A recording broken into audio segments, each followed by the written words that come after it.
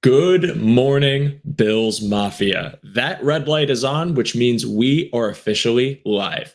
Now, if you have been keeping up with the offseason at all, then you have learned about two key departures that'll be the theme for today's episode.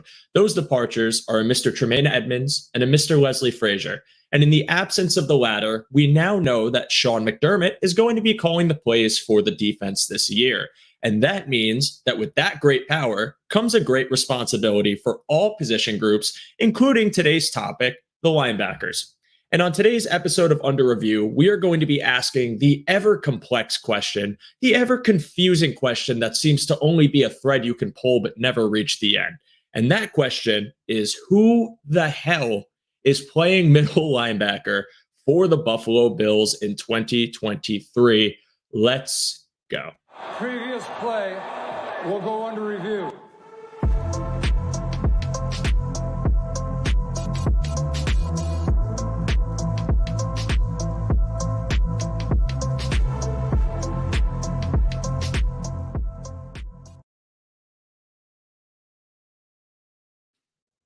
And once again, good morning, everyone, and thank you so much for tuning into this week's episode of Under Review. If you don't know me, I am Mr. Joe DeRosa. I go by Show DeRosa, Show_DeRosa on Twitter, on Instagram. Today's theme for name is Joe Your Boat. Now, briefly, to just give a little background, I first and foremost don't understand why the little headline thing doesn't pop up every single time I log on. So that's an interesting StreamYard thing that I got to figure out.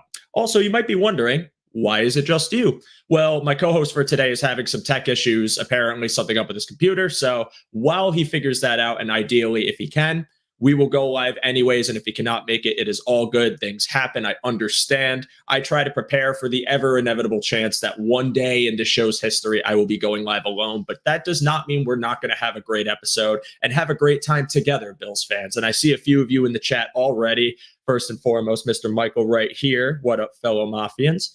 What's up, Michael? Thank you for tuning in. I appreciate you. This episode feels like my version of Disguise Coverage, only I'm not nearly as smart as Anthony, so bear with me here.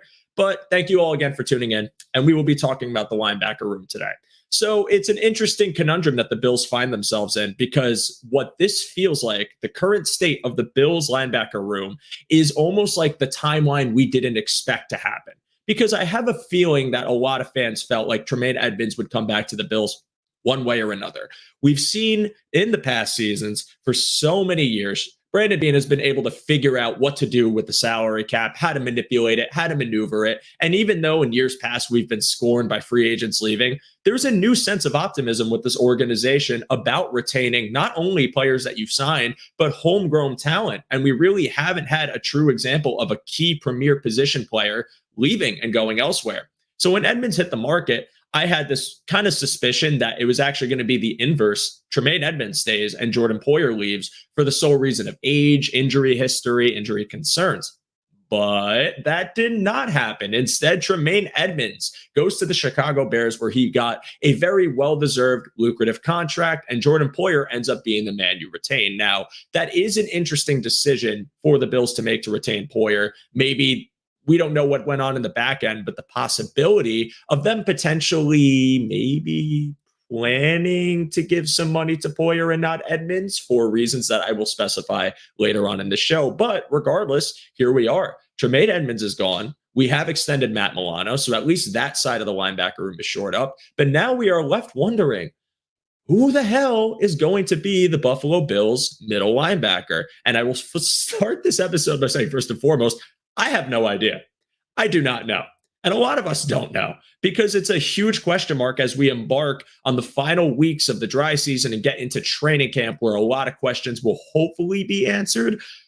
You're going to get the answer of the starter regardless, but how confident are you going to be in them is the main question. So as far as the training camp battle at middle linebacker goes, I asked the chat today, since you guys are all going to be my co-hosts, ask you really, what are you expecting to see in training camp from this linebacker room? And what do you think would be your answers to say of what do you want to see? What can these linebackers show? And how are they going to be able to, prove themselves to be a starter at the middle linebacker room? Roy, I do like this comment right here, by the way. We don't know what we don't know. Yeah, no, we don't. But It's summertime. We're going to speculate anyways. We might as well. There are a lot of names to cover. But for me personally, as far as the training camp battle goes at middle linebacker, I am hoping for really, as far as the facets of the middle linebacker position goes, someone who can show that they process quickly, someone who can recognize plays at the line of scrimmage, and someone who I think would be a better run defender than pass coverage guy. Ultimately, I'm not saying that I want this prospect to not be able to do both,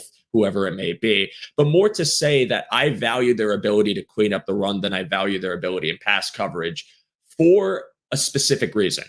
And that reason is Taylor Rapp. Now that we have included Taylor Rapp, and I know I've said this several times on the show before, I know I've brought it up, other members of Cover One have brought it up. Why I brought up the Jordan Poyer decision before and whether there is any truth to it, I don't know, about the Bills potentially saving some money for a reunion with him and maybe not wanting to spend the money on Edmonds, is because I feel like if there's one thing I trust Sean McDermott with, if there's someone that I can really account to make the pass coverage at least viable just by his scheme, it's Sean McDermott.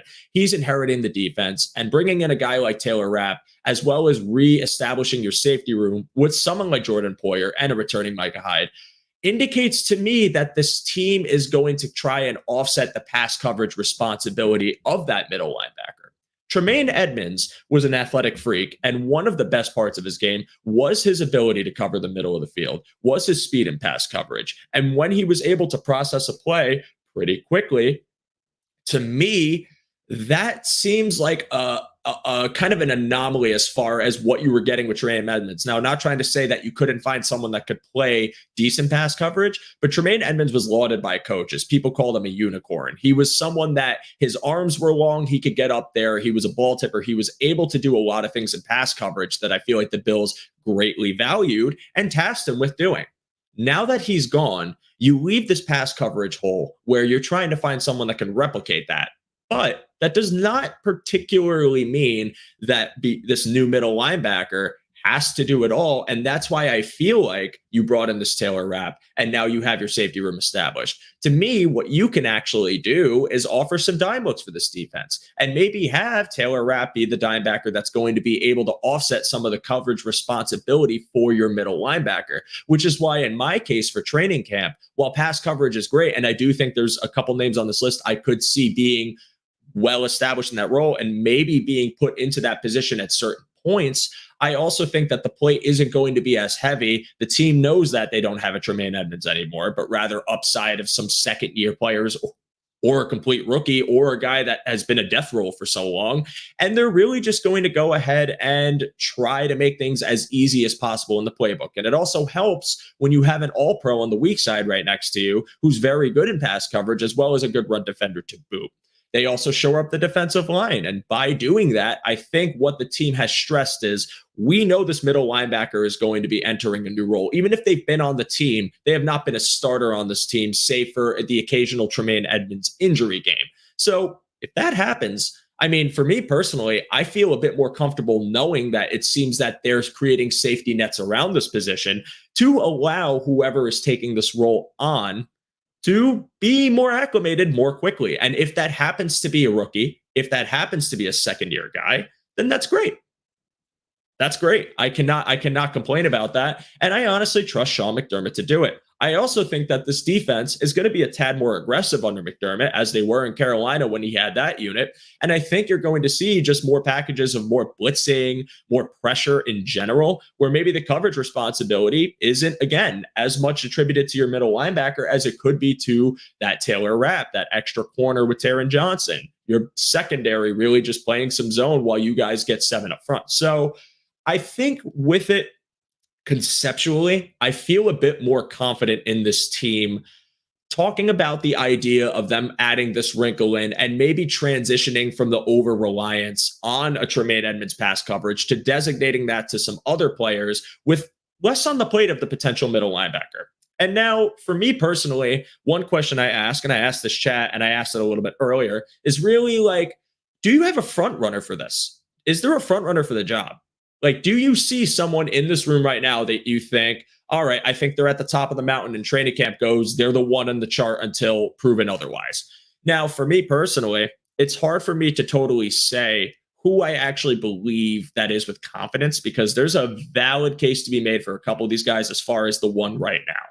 I could talk about Tyrell Dodson. Tyrell Dodson has been on the team for a few years. He just signed a 1-year deal. Now, granted, 1-year deal doesn't exactly make me think that he's the long-term solution, but considering that he is a veteran on this roster and he is somebody that has played behind Tremaine Edmunds, that knows Sean McDermott, that knows the scheme pretty well, that he would probably be the guy that I would imagine is one on their chart. And my thing is, we just, as much as we disdain, how he might have performed in pass coverage, or maybe he looked like he was in the wrong spot, or maybe he looked like he was kind of, a fish out of water at times. I also think that you're kind of fighting a losing battle when you are deaf to someone as established as Tremaine Edmunds for all these years. I mean, that role was his. It was his to lose. And I just don't think Tyrell Dodson ever was a serious consideration to take snaps with the ones unless Tremaine Edmunds went down, which didn't happen until really middle of the season. And then you're putting Dodson in this role where he has to kind of catch himself up and get used to the speed and be good to go. And then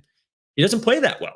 And that happens. And I'm not really going to say like he's not without fault. You got to perform. You're tasked with that role. You're coming into the game. We need you to be better. But I also think it's an amalgamation of different things. If Edmunds goes down, is Dodson asked to do the same things? Is Dodson giving as much responsibility? I don't know. So with this upcoming season and the continuity of having a Tyrell Dodson behind Tremaine Edmunds for so long, it seems to me like just for the fact that he's an established veteran, that he's been around the team, that they know what they're getting with him, that at least right now going into training camp, he would be the guy that I would just at least see taking the starting role. But I want to stress to our chat, because I see a lot of you guys talking about Dorian Williams. In fact, I'm going to pull up some of your things right here. Let's see right now. I would like Williams to win it. Yeah. Dorian Williams will be the middle linebacker. Yeah, I could see this happening, and he is my other front runner here. And the reason I have that is not just for where they picked him in the draft or the fact that, there was really like a linebacker need and they took him and now they're going to view him as, oh, okay, we just took him this season. Let's get him going. I think as far as replication of Tremaine Edmunds' strengths goes, right? Which again, I stressed was pass coverage. And when he was able to sniff out a play, or if the defensive line disrupted, he was able to be in position much easier than when he was kind of tasked upon with being in those spots when the defensive line wasn't doing their job well and he kind of had to sit back. I think Dorian Williams can give you some of those traits that Tremaine Edmunds did have. I think Dorian Williams, one of his strengths was that even though he's a 6'1" linebacker, he can kind of play above his frame and he can play above his size and he can get there sideline to sideline in the middle of the field. He can play in pass coverage. I think there is potential for him to do really well in that role. And Babbitt's comments a couple weeks ago, and I've said this in past episodes, I think in our top defensive episode, but I'll say it again. His comments ring to me where he talked about kind of on film, you with your size are just a shadow. You still have to play a certain way. And Tremaine Edmunds was 6'6", 6'5", a huge guy, and that helps in pass coverage. But again, there are weaknesses you could pluck in his game that size just couldn't correct. And when you talk about Dorian Williams being shorter, that doesn't particularly mean that he can't be as effective in pass coverage or be able to make these plays. Because again, if he's got the speed, if he's got the wingspan, if he's able to patrol his sector of the field, and you incorporate a defensive line that now has ample depth, that has guys that if they're healthy are going to be able to disrupt plays at the line of scrimmage, he could be in a fantastic position to play to his strengths. And again, you talk about Sean McDermott taking over this defense, a more aggressive defense, and now maybe putting less on his plate with guys like Taylor Rapp, with guys like your returning safety room and Jordan Poyer, Micah Hyde, allowing these guys to really offset some of the pass coverage responsibility. Now, assuming that the health is there, assuming that the line's disrupting, assuming that his job is a bit easier because what's in front of him is working, I see a world where Dorian Williams can slowly progress his game and get comfortable in the scheme. And you don't really see too many of those growing pains because you don't have to, because the depth everywhere else is looking good. And if that's the case, then I'm pretty confident that Dorian Williams could take that step. And if they see this athletic upside in a guy that's significantly younger than Dodson, that's under more team control than him, then I could see him taking that spot. He was the thumbnail for a reason. I didn't do that by accident. I didn't do it just because I was looking for any old linebacker to throw up there. I did it because I actually see the potential in Dorian Williams. Now, I didn't at draft time, and I kind of wanted them to go for a Campbell or go for a Trenton Simpson.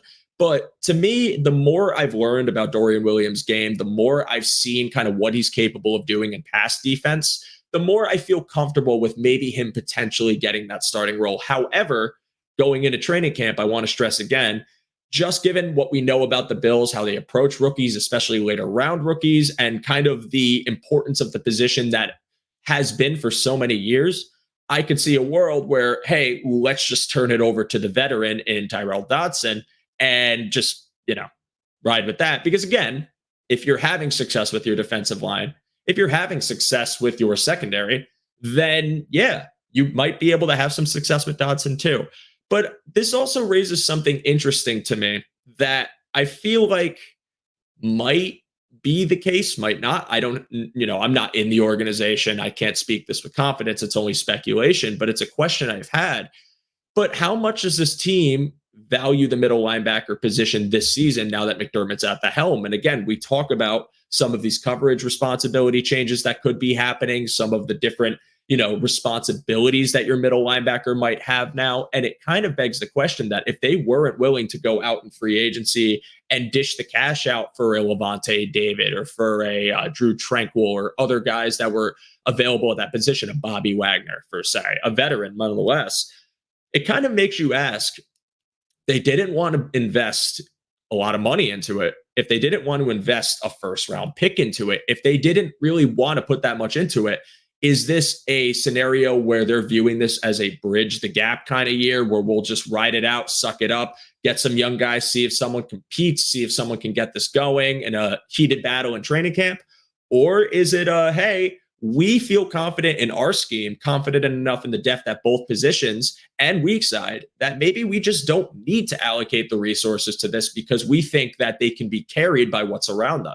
I don't know for sure. And I actually want to pull this comment up by Dan Reed. The whole competition in camp at middle linebacker as opposed to signing a vet makes me nervous. We saw this last year with McKenzie. He killed it in camp, then underwhelmed. That's a great point. And I do have concerns. I speak as an optimist traditionally. When I come on the show, when I talk to all of you, whenever I have someone here that I could talk with, I speak to you as an optimist. I try to find the good in everything with this team. But that doesn't mean I have my doubts as well.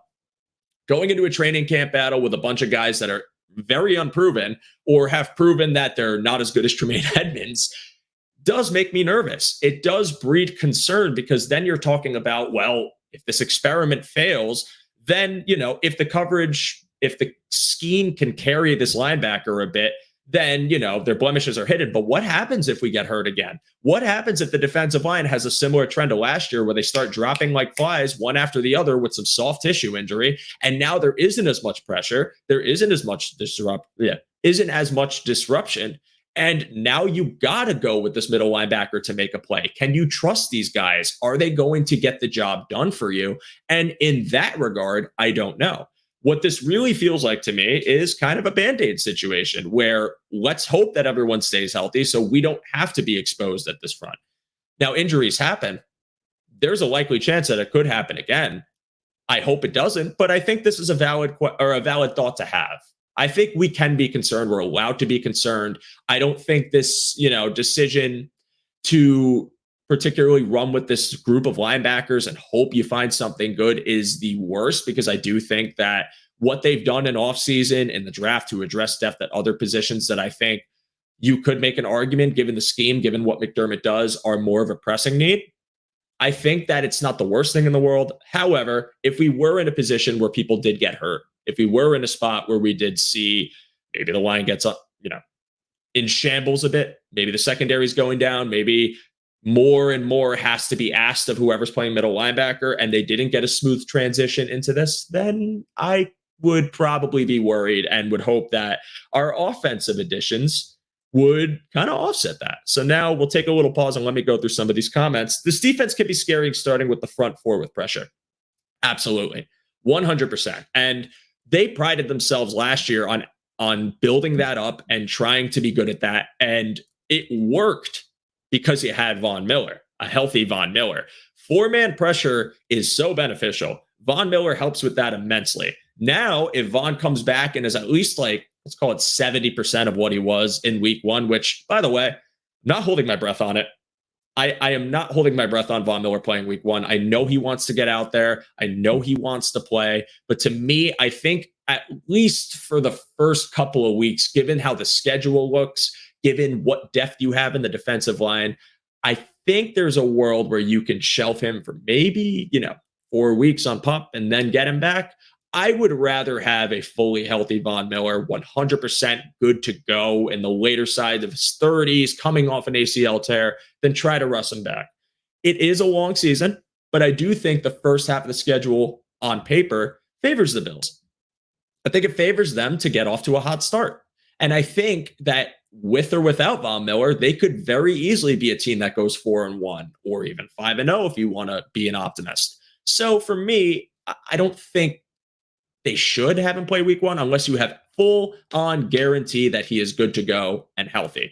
But again, to go back to this comment, this defense can be scary, starting with the front forward pressure. A four-man rush is terrifying. And essentially, with how good the Bills are in pass coverage traditionally, if you're getting home with 4 people and able to generate pressure, all that's going to do is just give everybody an opportunity to cover. And if you're making a quarterback's life hell, getting in his face with whether it's up the middle or on the edges and flushing him out of the pocket, and you're talking about some of these less athletic quarterbacks in our division, like a Tua or like a Mac Jones, or you go to later parts of the schedule where you play like a Baker Mayfield. And want to stress, it's not a true indication of my feelings on those quarterbacks. I think Tua could be very good. I think Mac Jones could be very good with Bill O'Brien. But as far as athleticism goes, if you flush these quarterbacks out, I just don't have faith in their ability to make off-script plays as well as I would with someone like Josh Allen, Lamar Jackson, Patrick Mahomes, even Aaron Rodgers. So four-man pressure is huge. It could help this defense so much. I do think, however, I think they're going to try it, but I also think you're going to see a lot more pressure packages from McDermott in general. He's an aggressive coach. I don't think they're going to sit back and run four-man like most of the game or try to bank on that working, because I think it also punches you in the face when it doesn't. And if Von's not healthy, then I couldn't see them just trying to run four primarily. I think there's a lot of chance you could see them bring in a bunch of different blitzes, try to just be more of an attack mind defense as a whole. So let's go through this. I think the difference with Dorian Williams is natural leadership and instincts. That's true too. That's one of his draft profile character. Like one of the positives that I was reading about him is people love him. People loved playing for him.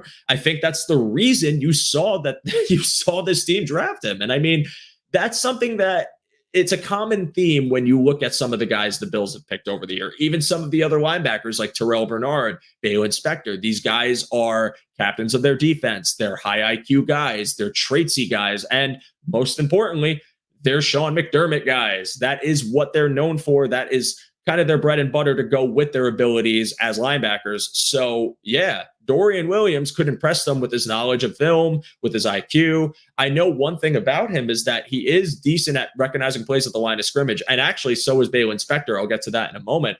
And I could see a world where they just are so confident in what this kid shows them mentally that they'll give him the opportunity, assuming that his play can at least match it to some degree. So I'm going to read this comment and we'll move on. Rotation of the defensive front will be down and distance specific 100%. 100%. I don't disagree with that.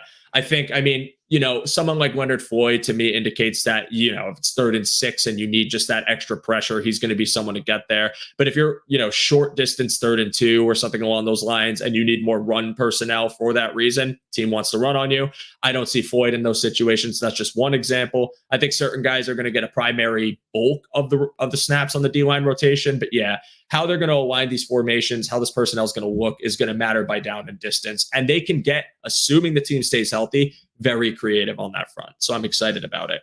But one thing I want to say is we talk about the second year guys, right? And I brought this up a little bit earlier. So Dorian Williams is one guy, but what about Tyrell Bernard? What about Baylon Spector? And then what about some of the other options like an AJ Klein or maybe Traven Howard from the Rams? I don't think so on that one, but he is a name I feel like we should talk about. Also, Tyler Matakevich, another person you could talk about, even though I don't think he's getting any linebacker snaps this year. Mark, thank you so much for this. And guys, if you joined me late, I know I usually have a guest here. My guest had technical difficulties. I don't think he's going to be able to make it today. So you just got me. You just got little old me here broadcasting to you live. And this comment is very encouraging, Mark. Thank you so much. I appreciate it. I know it's not often you hear just me ramble here in front of a camera for an hour and change, but you got to do what you got to do, man. It's all good. It's a Saturday morning. We're having some fun here, and I appreciate all of you listening, watching. Again, before we continue on and talk about some of our candidates for the position, please subscribe to Cover One.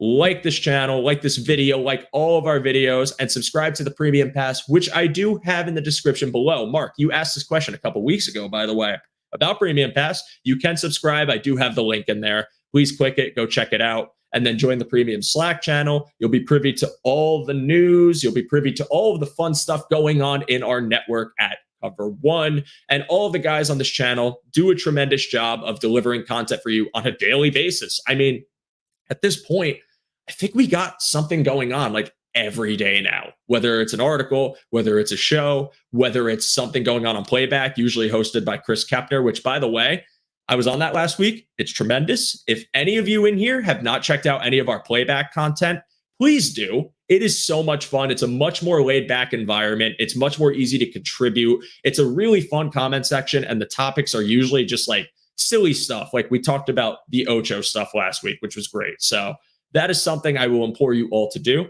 as well as please subscribe to all of our podcasts on all of our podcast networks. Again, there was an RSS feed issue a couple months back that essentially wiped out the subscriber base for no reason. I don't know if it was a bug or a glitch, but we would really appreciate it if you could go into Apple, Spotify, Google, Amazon, wherever we host a podcast for you, and subscribe to it. Get our numbers up. It helps our channel out immensely. It allows us to continue putting out these shows, getting the resources to give you good content, and to hopefully grace your ears with some good knowledge, some good takes, or bad takes if you don't agree with me. That's fine. And again, I want to say it's Kebby or Kibi, one of the two. Thank you so much. I appreciate this very much. I have never done a solo show on this network, so this is actually a lot of fun. I like rambling. I feel like I'm talking to 40 imaginary friends. So with that in mind, guys, let's move on to our linebacker candidates. Again, I'm going to just go one by one down the list, give you some of my thoughts on them and whether I think it's likely we could see them as middle linebacker this year. And I'm going to just start right now by saying Travin Howard, Tyler Matakevich, I just don't see it happening. I think at the best, Matakevich is a special teams captain. I think that's his bread and butter. I think that's where you're going to see him this year. That's fine. Let him go do that. He does it well. I'm A-okay with that. And also, RJ, yes, playback is a lot of fun. The Burger King commercial drinking game. There's some good stuff on there, definitely, 100%. So let's start with Tyrell Dodson. So some of the things we do know about him based on his draft profile and what we have seen from him, whether that's in training camp, whether that's in preseason games, is that he's athletic, he's fast, physical. He isn't afraid, that's for sure. He has confidence as a linebacker, and he plays like it. When he can read a play, when he can see a run, Dodson's going to try and get that ball. He's going to try and get to that running back. And to me personally, that's something that I do admire about his game and something I think you can work with. Something that as a veteran on this team, being behind, again, Tremaine Edmunds for so long, and maybe being in a situation where the pass coverage responsibility isn't as great, that's a world where I could see him actually doing pretty well, at least in the best case scenario. Tyrell Dodson will prove to you that he's going to get after anybody who has the ball in their hand behind the line of scrimmage, whether that's a quarterback, whether that's a linebacker. But where I have concerns is him in open space and him in pass coverage. I just don't think he's as talented as Tremaine Edmunds was in pass coverage. And I don't think he's someone that you really want to just be in the open field trying to bring a running back down. He is, Mark, this is true. He is a big hitter. But again, just like, is he going to be out of position? Is he going to be, in the right spot? Can he read it pre-snap? Is he going to be able to kind of diagnose plays before they happen and get there? I think the thing with him is the physicality of Tyrell Dodson is something I do trust to be successful. But is Tyrell Dodson going to be able to handle when, something gets called at the line of scrimmage, a play changes, and all of a sudden the pass he was ready for becomes a run, and now he has to get back into position, and maybe the D-line doesn't hold it down the way they should, or maybe vice versa. And now it's a pass play because they want to get the ball out quickly because maybe the D-line is being effective, i.e. someone like Joe Burrow doing that at the line of scrimmage in the playoff game. Can Tyrell Dodson be that guy that you need him to be in pass coverage? Can he take that step forward? Where I have optimism is, again, we're talking about a defense that might take a little bit off of the linebacker. maybe ask them to do less in pass coverage and be a pure front seven guy, be a pure stack box guy, be a traditional linebacker.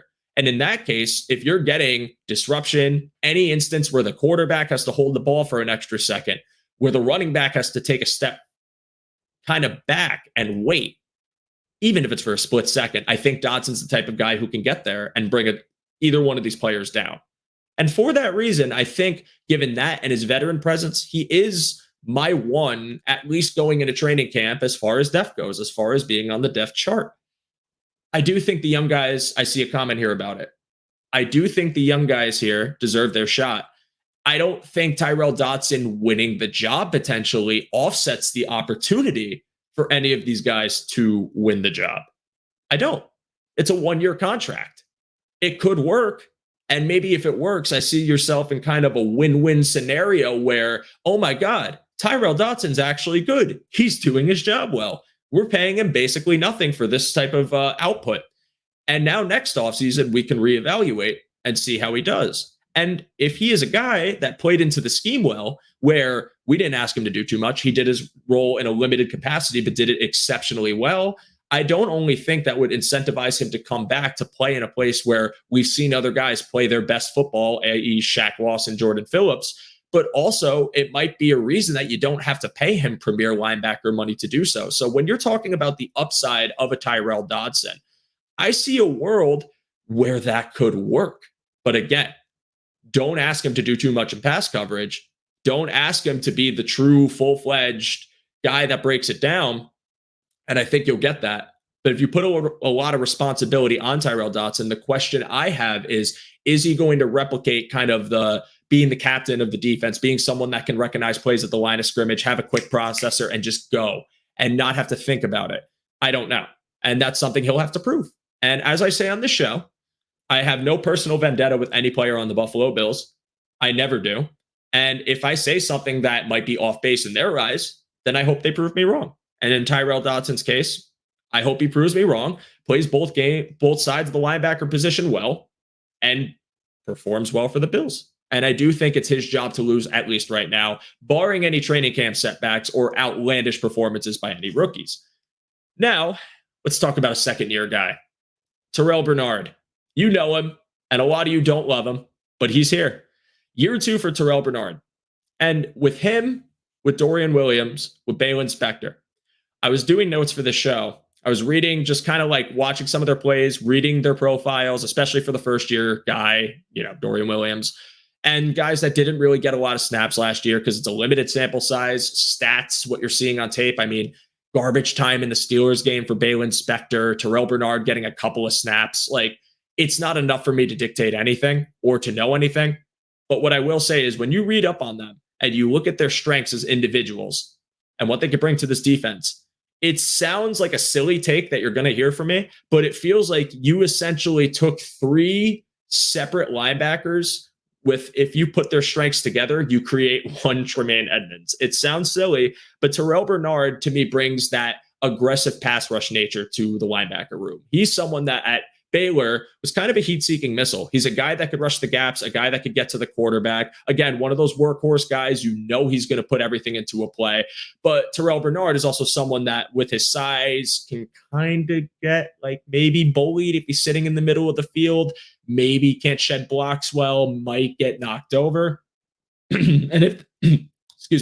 And if that happens, I mean, obviously, if it's being called upon, if his role is being called upon more so with extra responsibility and pass coverage and anything like that, I don't feel confident in him in that. Where I feel more confident in Terrell Bernard is someone being hey, it's 3rd and 6. We really want to send some pressure at him. Let's do it. 3rd and 5. Let's send some pressure at him. Let's do it. Let's get him to rush one of the gaps, go over the middle. Maybe D-line gets a push, and he's kind of that cherry on top player that gets through and just finishes the play or at least gets the quarterback out of the pocket.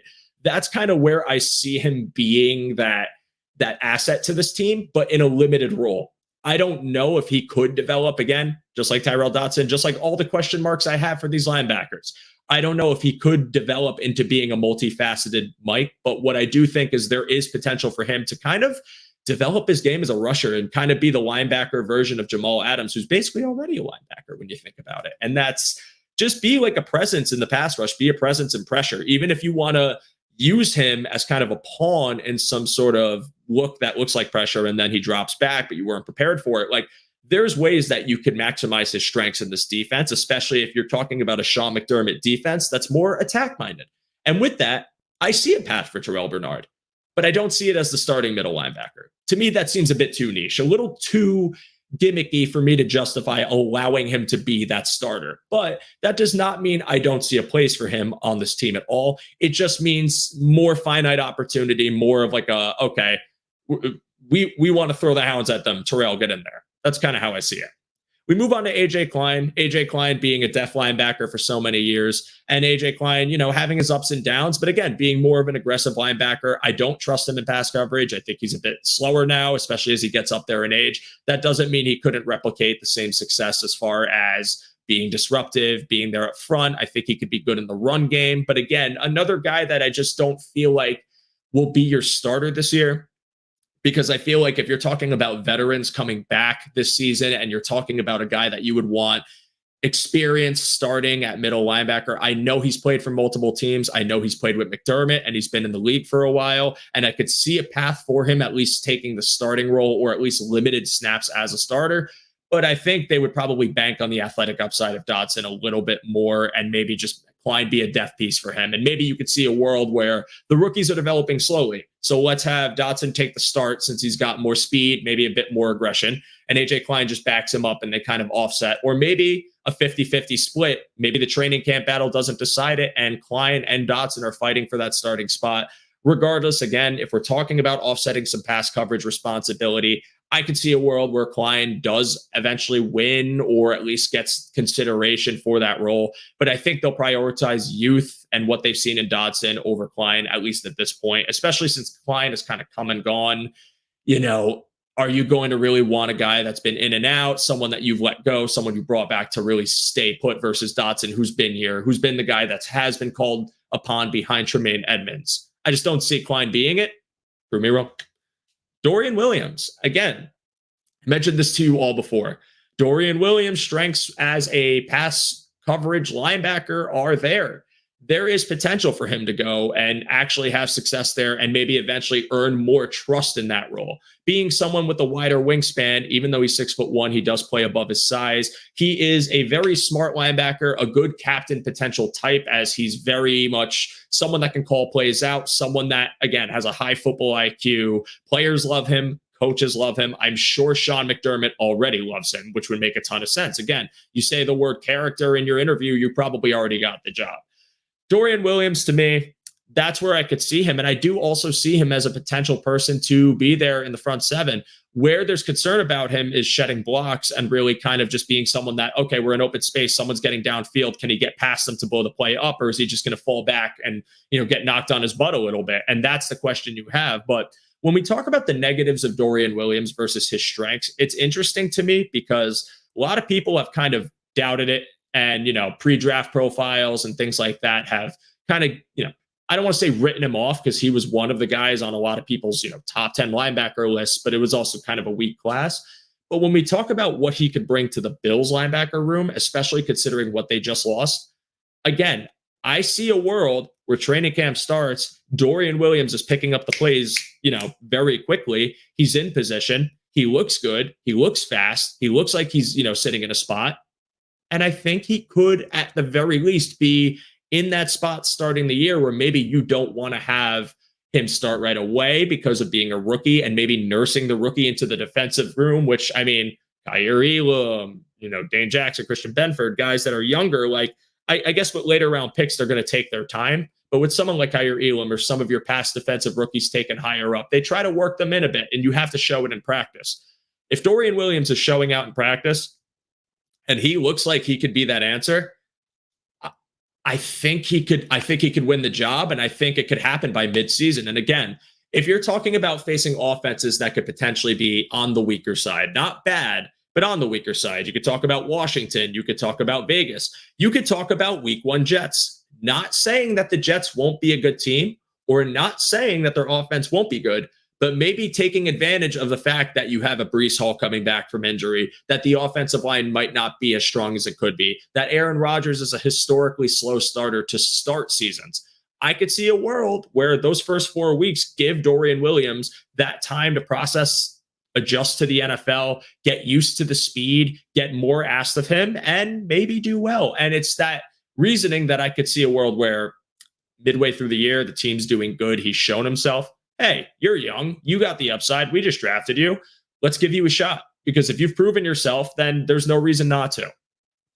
I worry about him in run defense. But again, if we're talking about this defensive line being disruptive, then I do think he can overcome those weaknesses. I also think that, again, you're talking about Babich McDermott working with him. You know that he's going to put the work in. They've already lauded him for his abilities. They've already lauded him for what he's shown as far as athleticism goes. I do think it's possible that he could be the starting middle linebacker at some point this season, even if they have said weak linebacker, even if they said all these things. I don't believe anything until I see it in camp, and I see these matchups happen in camp. So for me, as far as putting an asterisk next to the name as could or likely to in the future, Dorian Williams is my guy. I just think he is until I'm proven wrong or proven otherwise. But this next linebacker is someone I don't think we talk about enough. And it's someone that I think deserves a little bit more love and someone that could be a dark horse candidate. And that's Baylon Spector. Baylon Spector, again, when I talked about the three components of Tremaine Edmunds, I talked about Tyrell Bernard being that kind of pass rush specialist. That's really what I think his bread and butter could be. Talk about Dorian Williams being pass coverage. I think Baylon Spector, as far as upside goes, could be the best run defending linebacker. That was something he was known for in college. Again, when he played, he was a very good tackler. He was good at sniffing out runs, diagnosing them before the snap happened. And again, just a fast, good burst off the line guy. Someone, again, that shows great aggression, shows he can find where the hole is, shows that he's capable of being someone in your front seven that if they're trying to run on you, he could easily get to the other side, even if a back's going across the line of scrimmage, and make that tackle and wrap them up. I also think he's capable of doing it in open space. So this is someone I feel like if you are talking about linebacker being primarily a run defending position, which again, I'm not saying they're never going to put him in pass coverage. I just mean more so that that's what, you're really expecting him to do well in. This is someone I could see actually emerging and taking that role and being someone that could be trusted at it. Again, you look at that Pittsburgh Steelers game, very, very limited sample size, but he played, they put him in, and they gave him kind of a shot to just kind of go out there and see what you can do. And he didn't look bad, and he made a couple tackles. And again, that's the smallest litmus test. So I don't want you to put too much stock in a performance against the Pittsburgh Steelers in garbage time against what was at the time an embryonic offense that did not find its stride at all. But more to say that there is the upside of him being that I'll sniff you out and get the play, make the tackle, attack at the line of scrimmage, which again, if you're talking about an aggressive Sean McDermott defense, those are traits that I think fits it. And if you want to go with a more stack box look, I think he could be your guy. And again, if there's ever the scenario where you run multiple linebackers, then I think that's even more of a case for him to be out there. Multiple linebackers as in maybe you run a 4-3 and, have Milano go with two other linebackers as opposed to having Johnson, like just different looks, different things you could create. Spector is someone I could see being in that role, really. And if not fully this season, you got him for a couple more years. If he shows any sort of flashes, I think that's a role he could have established for himself in the future. I am pretty high on him for where he was picked, for the upside of his player. I don't think he's going to be your starting middle linebacker, but more to say, I do think that there's room for him to have a role on this team beyond special teams. And again, optimist by nature, this is how I am. I try to find the good in it. For all we know, we could be watching a team that's employing Tyrell Dodson and AJ Klein primarily, and that's it. And you know what? If that's the case, that's Sean McDermott's call, not mine. So be it, and so it goes. Let's read some of these comments now. I think by next year, Dorian Williams is for sure our MLB. There was a lot of upside with him. RJ said this, and I agree with you, RJ. I think there is a path for him. I think they're going to give him an opportunity. I think you're going to see him try his best in this defense, and hopefully a more simplified look gets him to kind of show those traits that he had in college. And if he's able to, great. And if he's not able to, you know what? The worst thing that happened was we spent a borderline 4th round pick on him. Same thing with Tyrell Bernard. I think people overvalued the fact that he was a 3rd round pick. The Bills were picking in the later rounds, or the later part of the round. They're a good team. This is a point where like finding the talent at the end of each round, unless you want to trade up and give assets, is going to be more of a challenge. You're sitting more at the bottom. A lot of the guys that were high projected third round picks are gone. So you're going to try and just find guys that you can mold and develop into your scheme. And I think that's the case with both Bernard and Williams. But Williams, to me, given how he performed at Tulane, given what he was asked to do, I think as far as second year, first year, young linebackers on this team, again, I agree with you, RJ. I see him having the most upside to be successful. And a point that many guests have made that you guys have probably seen, whether that's on Twitter, in the Cover One World, on YouTube, wherever you've seen it, is you got to remember Sean McDermott back in Carolina had two very good linebackers that were 6 foot and 6'1". They weren't big. They weren't huge guys, but they worked. Their defense was one of the top in the league consistently. I think when we talked about Edmonds, we got a physical freak, a young player, someone that they thought the size adds more to what we can ask him to do in the defense. And the mental part of his game was kind of the weak side, where Edmonds didn't have a lot of processing power, couldn't really diagnose plays as quick as you'd like him to at times, and it led to some issues. If Dorian Williams shows that processing power, I don't care if that man's 5'5", because I feel like he'll put himself in position to get in the way somehow. And listen, you could be 6'6", you could be 7'3", you could be 5'10", whatever it is. If you are recognizing the play, knowing where this, let's say, tight end is running, getting in his face, getting in front of him, the quarterback has to look off. That's success. That's good in my book.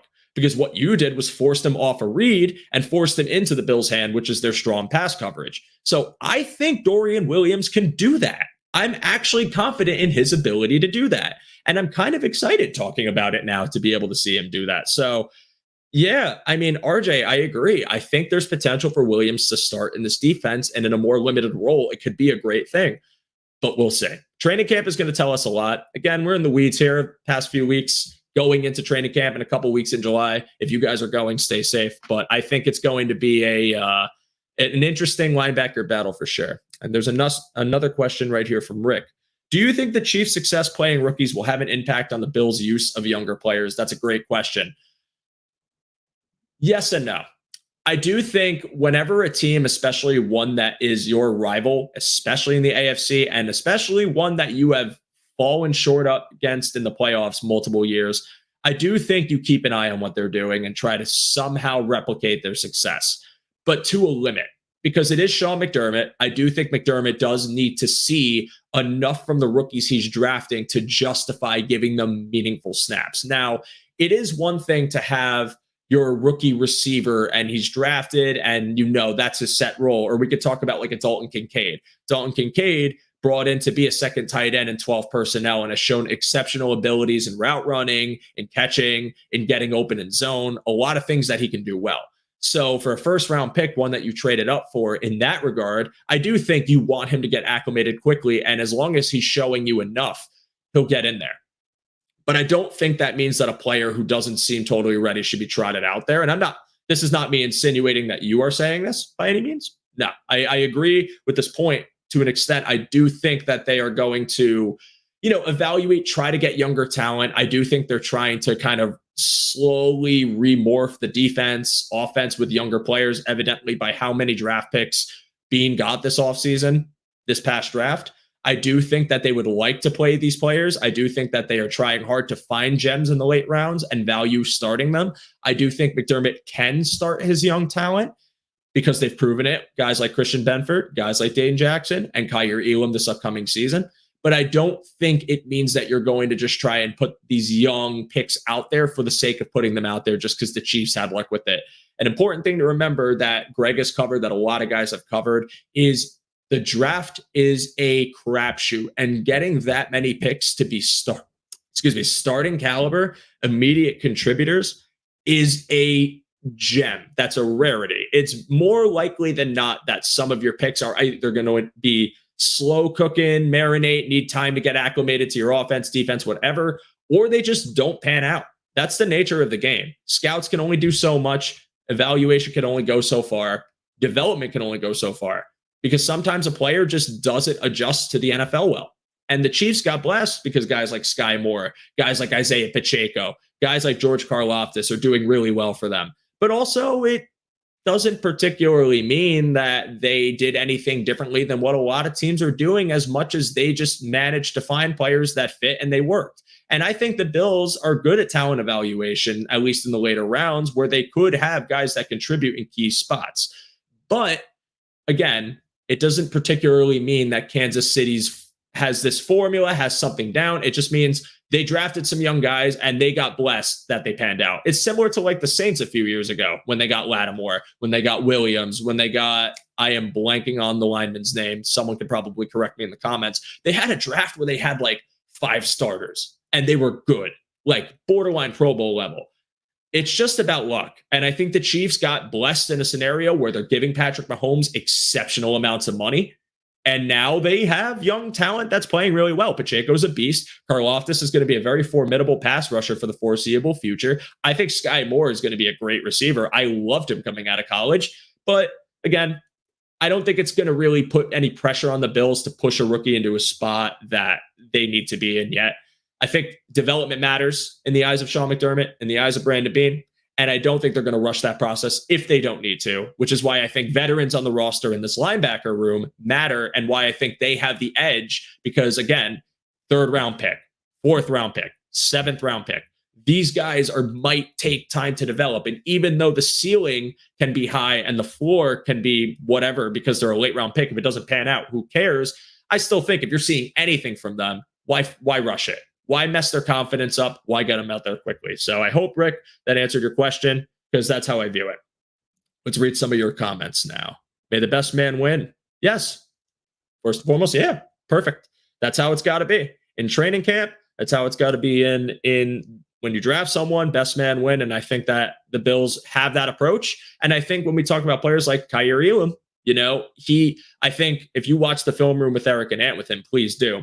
If you haven't already, because that shows you, his football IQ, his determination. But, Beane said it himself that in practice, in, certain parts, he wasn't performing as well as they would have liked him to. So they didn't give him as many meaningful snaps, and it took time. He also got hurt and wasn't getting reacclimated to the game as quickly because of that injury. So those things can happen, and you might get beat out by someone who got picked later. But at the same time, doesn't mean your potential isn't there. It doesn't mean you could earn that job in the future. And in the case of the linebacker room, that's how I think the mentality is going to be. Let me read this one. Sorry, quick sidebar. This is Johnny. Johnny, I apologize if I butcher your last name. Is it Kushu? Sorry, quick sidebar. What do you think is going on with Elam? Do you think that he is struggling to have consistency and just play freely? I didn't even see this comment right before I said that stuff about Elam. That was unprompted. I think it was a first year just developing to the NFL. And I think when he explained it himself, he said he was actually getting used to the speed of the NFL and feeling more confident in his ability to play freely. But then that got derailed when he got hurt. He wasn't performing as well. He needed to rehab. He didn't get as much field time. That affects rookies' development. But towards the end of the year, you were seeing him starting to adjust and get more comfortable. And then you look at that Dolphins playoff game, and he looked pretty good. He was good in coverage. He had a couple of key plays, including an interception and a really good pass breakup at the end of the game. I'd be confident in Kaiir Elam's year too. I think he's confident in it.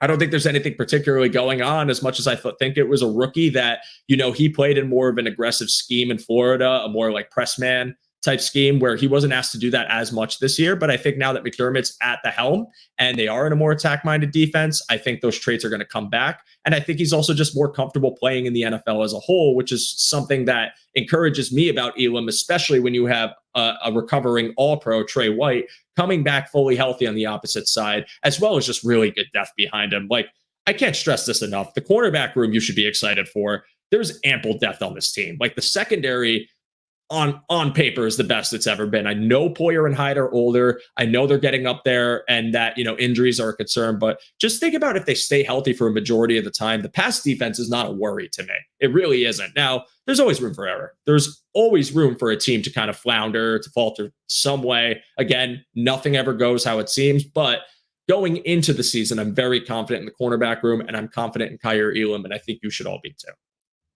And Rick, you're very welcome. I appreciate this. Let's see here. Anything else? RJ, you give me another one. I still say we overvalue the Chiefs draft class. They played because they had to, all caps. None of them were game changers. They were just not terrible, which for drafting is a success. Yeah, I agree with this. I mean, especially later round picks, right? Like you talk about guys on the Bills like Dane Jackson or maybe the Levi Wallaces of the past, and you talk about how they performed in this defense, and it wasn't otherworldly, but it was serviceable. But in the scale of this guy was an undrafted free agent or a 6th or 7th round pick, now playing meaningful snaps for the Bills and playing them fairly well. Yeah, I mean, you just want these guys to be serviceable because, again, they're not going to fetch you a high price unless they play at an otherworldly level, and you didn't give up too much to get them. I think the Chiefs rookies were very valuable. I think they've played well, but yeah, I mean, none of them were all pro like crazy. Sky Moore had a couple touchdowns in the Super Bowl, but he wasn't like leading yards level like Justin Jefferson or Jamar Chase. And Karlaftis is going to be very good, and he had some pressure, but he wasn't this all-world pass rusher yet. Like they were just getting production. And I think the Bills have been getting production out of their rookies too. Again, you look at Christian Benford, you look at Dane Jackson, you look at some of the other rookies they've drafted in the past and later rounds, even going as far as to say like a Gabe Davis. These guys perform, and they perform in meaningful ways. I think expectations past the 3rd round should drop significantly, and for a lot of people be more of a wow, I can't believe they're actually playing versus a we need them to perform, because the reality is it's much harder to evaluate talent and find, someone that could be a starter at that point. And in the Chiefs case, yeah, like they just got lucky and got a couple of guys that were able to perform. So I agree with this completely. I don't think they were otherworldly. I also think they got a lot out of their rookies, and they're going to continue to get a lot out of them. I think the development curve of them could be very good, and they should be optimistic about that. But yeah, as far as Bills drafting approach versus Chiefs drafting approach, and if you're comparing the two, I really don't think it's that far off. I think you were just seeing more chains of late round guys able to perform well for them. So that is really the talk on that. And of course, Johnny, I'm happy to answer your question here. And let me see this name. Hail, Terrell Bernard season. So we got a Terrell Bernard stand here. I want him to be good, man. I really do. Like, the thing is, anything I'm saying about these guys is what I know based on their draft profile, based on what they did in college, based on the absolutely limited ass they got. Like, again, we didn't bring in like some front runner vet, like as far as someone who's been a starter on a team for years, like Levante David or Tranquil, where I could pull their numbers up and pull the stats up for this one. It is a room of dudes. Like, that's what the linebacker room is right now. It's a room of guys that you're hoping their upside can offset any of the blemishes you're going to get at that position. I would say prepare, just realism speaking now instead of optimism, but prepare for some drop off in the play. It's going to happen. Tremaine Edmonds did a lot for this team. He was called upon to do a lot. I think when you're offsetting responsibility, especially putting more on plates of other players that might not have had those traditional roles, there could be some growing pains. There could be some mishaps at the line of scrimmage where they don't call something out the right way. Someone's not in position and they get blown up. That could happen this year. But I don't think it means it's permanent as much as I think that guys like, Terrell Bernard, guys like Dorian Williams, Balin Spector, these guys maybe, just maybe, could develop well and be someone that is serviceable enough to get it done for the Bills. And if that happens, then I'm happy. I'm sure fans will be happy.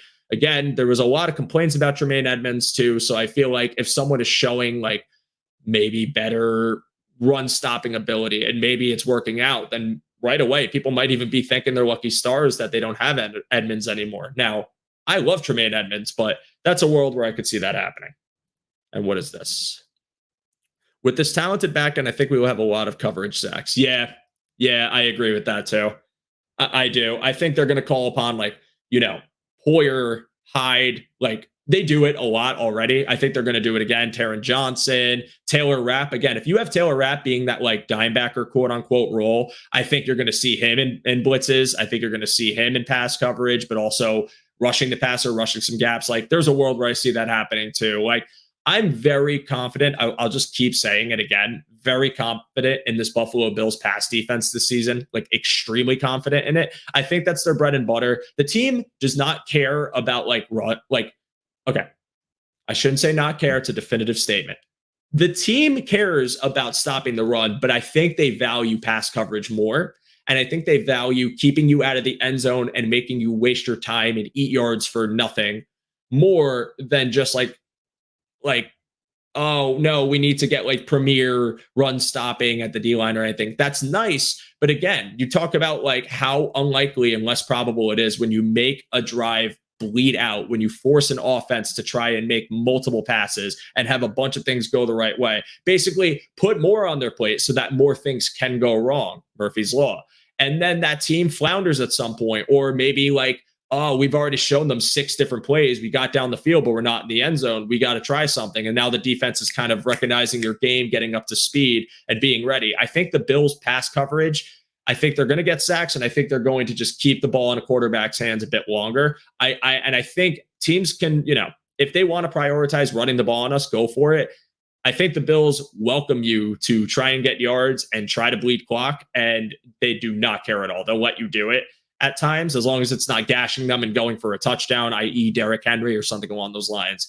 Just because, like, sure, you just wasted 5 minutes to get 3 points. You just wasted 10 minutes to get 3 points. You just had a stall. You just lost it on 4th down. Like, they don't care. And I think when you talk about like the talented back end, I completely agree. I think they're going to be very good. But again, I've said it so many times on the show. I will continue to beat this drum. They got to stay healthy. That is first and foremost the most important thing. They got to stay healthy for this whole thing to work, for that linebacker to acclimate, for him to be capable, to maybe be able to have the luxury of not doing too much right away and learning it as they go. They got to stay healthy. That includes Jordan Phillips, that includes Von Miller, that includes Floyd, Ed Oliver, Tim Settle, Daquan Jones, Matt Milano. Everyone in our secondary got to stay healthy. It is going to make or break this whole thing. I think you saw not even a regression, because they were still a top 5 DVOA defense last year, which is a testament to Sean McDermott. So I think you can't take away from him, and Leslie Frazier as well. They were still top 5 last year. If you're healthy, you're talking about a defense that could just be dominant, a defense that now, to boot with an already top tier offense, something that could really mess teams up and give them a lot of wrinkles. And when you're talking about the AFC East and the AFC conference as a whole, how hard it's going to get, how much speed is in our division, the potential that DeAndre Hopkins goes to New England. You're talking about the Chiefs, who are the reigning Super Bowl champions, an ever tough Cincinnati team. You're talking about the Chargers getting talent, like all of these teams progressing and getting harder to defend. The health of this team really matters all that much more. It always does. That's an obvious statement, but I cannot stress it enough. This thing can work. This foundation with McDermott at the helm can work as long as these players are on the field, as long as Micah Hyde comes back and stays healthy, Jordan Poyer, Taylor Johnson, all of these guys. If you can have that strong pass coverage that's able to keep a ball in a quarterback's hands, and the D-line is getting pressure, and now you just have these two things working in tandem beautifully. And now your quarterback that you're facing, maybe he wants to get the ball out quickly. Maybe he can't do it accurately. Maybe he rushes a throw. I feel like this is just going to make things so much easier for whoever that middle linebacker is. And if I had to answer the question for all of you, who the hell is going to be the Buffalo Bills middle linebacker this season? My gut feeling to start the year is Tyrell Dodson, with the potential for a Dorian Williams to overtake him maybe in the middle of the year. So I've tried to answer that question for all of you. I do not have a concrete answer. I wish I did. I wish I was Joe Stradamus, but I am not. I am merely a man with a microphone talking to what was about 50 of you all in all today. And that is where I'm going to end the show and end the conversation. I want to pull this one thing up for RJ. It's amazing they were 4th in defensive DVOA, with being the 2nd most injured defense in the league. Every single starter missed at least one game last year. And the 2021 starting defense, by the way, like Hyde, Poyer, White, Dane Jackson, I guess. Well, it was Levi Wallace, but just call it Dane Jackson. Everyone, all of those starters played 0 games together. Like, now granted, it's because Trey White missed most of the year. A lot of those guys did play together for a time. But then Hyde goes down. Like, yeah, it was a hurt, banged up defense that didn't get the chance to reach their full potential. And it felt like week after week, someone was going down, and then you lose Von Miller and the pass rush declines. And then the playoff game happens and Daquan Jones gets hurt, and Ed Oliver's dealing with the double team, and AJ Epinez is getting bullied on the left side, and Greg Rousseau just couldn't make enough happen. And Burrow's getting the ball out quickly because they're sitting back in coverage with no 4-man rush to boot. it was ugly and it really affected things. That's why I just stress health matters, because if you were talking about health on this defense and them staying on the field, I top three. It could be a top three defense, maybe even best in the league. They've done it before, and I think they could do it again. And I think what I like about having a Sean McDermott calling the defense this year, being an aggressive-minded defensive coach, is that he's just going to attack and try to offset his weaknesses by just being physical and aggressive. Because throwing pressure, yes, you can get burned, but it also can create mistakes. You saw Miami do it to the Bills last year. Their defense wasn't the greatest on paper. However, they still had some disruption and made Allen's life hell. And that was also partially because I hate Melvin Ingram. I don't actually hate Melvin Ingram. I hate when he plays against the Bills. I should clarify. I'm sure he's a great guy. But for some reason, when he played the Buffalo Bills, he turned into the second coming of, I don't know, any Hall of Fame defensive end. I was trying to think of one, but there's so many that I blanked. So pick your favorite one. That's what he turned into. Miami's pressure was like exceptional. And while it wasn't the best defense in the league, it made problems happen. And I think if all else fails and the injuries do mount up, while I think there will be a regression from the defense just because that's the hand you've been dealt, I do think they could still be effective and attack minded. So, and yes, the Titans game did kill it. I do think the real backbreaker was Von Miller, though. I mean, again, that Titans game, you lose Hyde, you lost Jackson for some time, but they still won in Kansas City. They still, even though Green Bay was running the ball down their throat, it didn't matter. They weren't putting up points, and the Bills' offense was unstoppable. The Jets game, they didn't give up a lot of points. The real, caveat to, kind of a decline I was least in, I guess you could say, for me personally, the Minnesota game was really when things started to drop off, but also Tremaine Edmonds was hurt. Gregory Rousseau was hurt. Von Miller was your only formidable D lineman at that point. And the pass coverage in the middle was dreadful. Cam Lewis was starting. He was starting. And he had to cover Justin Jefferson, who made a miraculous catch because he couldn't get the ball out. That doesn't happen. So, yeah, I think health matters. I think this team, when healthy, defensively, is going to be a top unit, even with our middle linebacker conundrum. And to be honest, I think the organization thinks so as well. Given the names I've told you, given the low contracts, given the upside banking versus bringing in a proven veteran or drafting someone higher up, I think they are confident in who they have, and they're going to find someone that makes it work. And with that note, guys, gals, all of you, everyone who joined, thank you so much for tuning into this week's episode of Under Review. This is the first time I've had to go live solo. Again, host had some technical difficulties, so it had to be just me this week.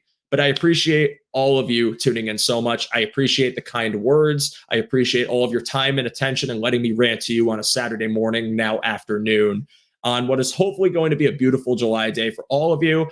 I have an announcement. I will not be live next weekend. I think that's the weekend of the 8th. So, yeah, weekend of the 8th. I will be away on a trip for the weekend, so I will not be able to go live. I will be back the following weekend, so I hope to see you all there, because I am planning a Josh Allen episode. I have not talked about him yet. I have not discussed him yet on this show in a whole episode format. We are going to be doing that. What am I going to be talking about? Everything we can talk about Josh Allen. There's going to be an hour 15 to half time segment of Josh Allen. If you want to hear that conversation, then tune in 2 weeks from now when I am back with some very special guests to talk about Mr. Josh Allen.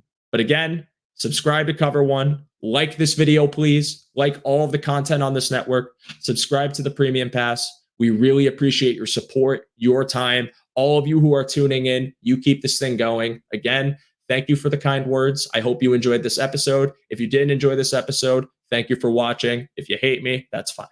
I appreciate all of you. I hope you all have a safe and happy 4th of July. I hope to see all of you with no injuries, no issues. Do not hurt yourselves with fireworks. We shoot fireworks. We've had near injuries a bunch, which is why I'm saying, please be careful. Don't set any trees on fire. Don't get anything on the roof.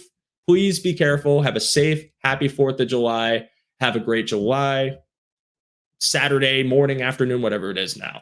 I appreciate all of your time. I appreciate all of the kind words. You guys were great today. Again, please like and subscribe to Cover One. Going to see you all. Thank you, Chris. I appreciate that. Which he says, it's not fine with me if you hate Joe. Don't let Chris down, guys. But again, have a great Saturday. I'll see you all in 2 weeks. You guys were excellent. Take care. Have a happy 4th, and go Bills.